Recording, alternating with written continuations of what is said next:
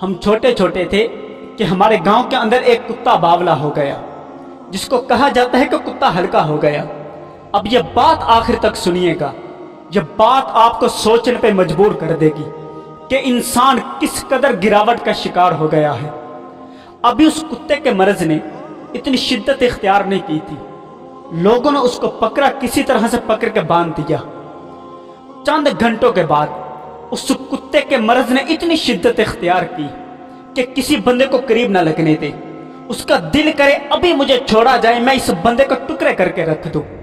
اس مرض کی شدت کے باوجود اس کتے کا وہ مالک آ گیا جو اس کو 2 وقت کی روٹی ڈالا کرتا تھا۔ ہم نے اپنی آنکھوں سے وہ منظر دیکھا، بچپن میں دیکھا، لیکن اب تک وہ بات یاد ہے کہ اس مرض کے شدت کے باوجود وہ کتا اپنے مالک کے قدموں میں گر گیا، اس کے پاؤں کو چاٹنے لگا۔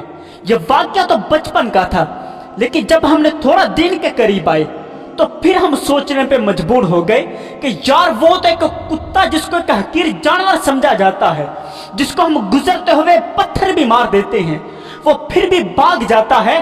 وہ کتا ایک حقیر جانور ہونے کے باوجود اپنے مالک کو نہیں بھولتا جو اسے 2 وقت کی روٹی ڈال دیتا ہے۔ لیکن انسان اشرف المخلوقات ہونے کے باوجود صبح سے لے کر شام تک یہ رب کی نعمتیں کھاتا ہے، اور رب کا نمائندہ 5 مرتبہ اس کو مسجد میں بلاتا ہے، یہ مسجد میں آ کر رب کے حضور سجدہ ریز ہونے کو تیار نہیں ہے۔ انسان اس قدر گراوٹ کا شکار ہو گیا، اللہ معاف کرے، یہ تو کتوں سے بھی پھر گرتا چلا جا رہا ہے۔